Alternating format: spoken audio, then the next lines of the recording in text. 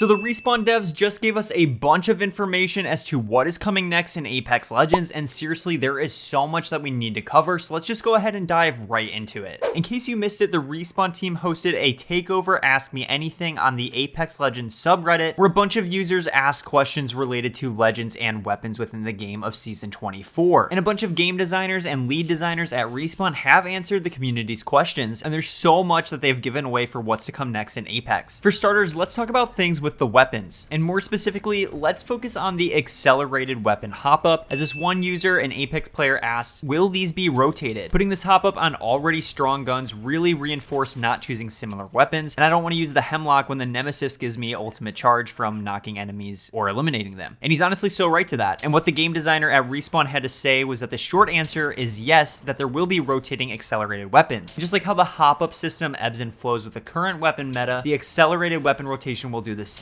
So they said we can expect to see the accelerator hop up move over to some new guns in the near future. And one thing that's really cool is they gave us a little peek behind the curtain as to the early testing phases of the accelerated weapons. So they first said that they tried the accelerator hop up on lower performing weapons like the RE45 and the 3030. However, they found that despite this delicious cookie of extra ultimate and evo gains, their words not mine, the accelerated weapons still were not being used. So since this was the first time that they added a hop up coming by default onto a weapon, they wanted it to be strong and to be utilized, and in order to do that, they decided to put them on already well-performing weapons. They said the car was the true middle of the pack weapon at the time when developing the accelerated weapons, so they wanted to make sure that they gave some love to it as well. Now, in case you didn't know about this with the accelerated weapons, when you get a knock, even if that weapon is stowed, you do still get the ultimate and evo gains, which is pretty interesting that you don't need to use the weapon. And the Respawn dev response to this was, so they originally playtested a version where you needed to be holding the weapon in your hands in order to get the benefit of that system. And the feedback they received around this was that it was frustrating when getting the knock or a kill on someone and then realizing, oh no, I forgot to swap to my G7 to get the final kill. Now I don't get that extra ultimate charge. And they go on to say that we would be surprised with how often this occurred. After a great fight, you don't want to be kicking yourself in the foot for not doing a potentially unoptimal weapon swap just to get those extra gains. You want to feel proud, confident, and get prepared for the next one. Even though this isn't something that's going to be coming to the game in the future, it is still interesting to learn the behind the scenes and what goes into these new features being added to the game. And now let's move over to the Legends, as there's really a lot we need to cover here of what's coming next. So we know that last season the support Legends got massive buffs, and this season is all focused on the Assault class. And this user asked if there are plans to revisit Controller and Recon Legends. The Respawn dev said that there are currently no plans to revisit the Controller and Recon Legend classes wholesale,